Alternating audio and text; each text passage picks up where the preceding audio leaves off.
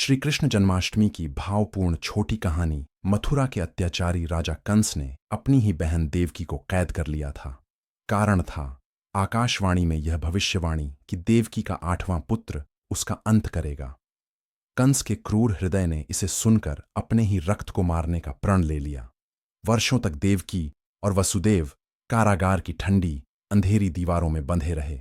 एक एक कर उनके 6 पुत्र कंस के हाथों मारे गए। 7वें पुत्र की दिव्य लीला से रक्षा हुई और फिर वह पावन क्षण आया, 8वीं संतान का जन्म। आधी रात का समय था। चारों ओर गहरी निस्तब्धता। ऊपर काले बादल गरज रहे थे, बिजली चमक रही थी और अचानक कारागार में एक अलौकिक प्रकाश फैल गया। स्वयं भगवान विष्णु श्री कृष्ण रूप में प्रकट हुए।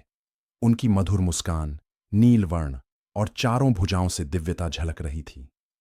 उन्होंने वसुदेव और देवकी को आश्वासन दिया, माता, पिता, भय मत करो, मैं तुम्हारे घर आया हूं धर्म की स्थापना के लिए।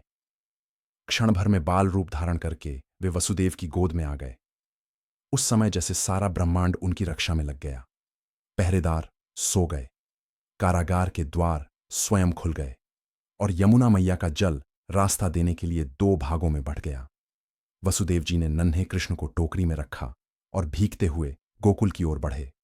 वहां नंद बाबा के घर यशोदा माता के पास उन्हें छोड़ दिया और चुपचाप लौट आए।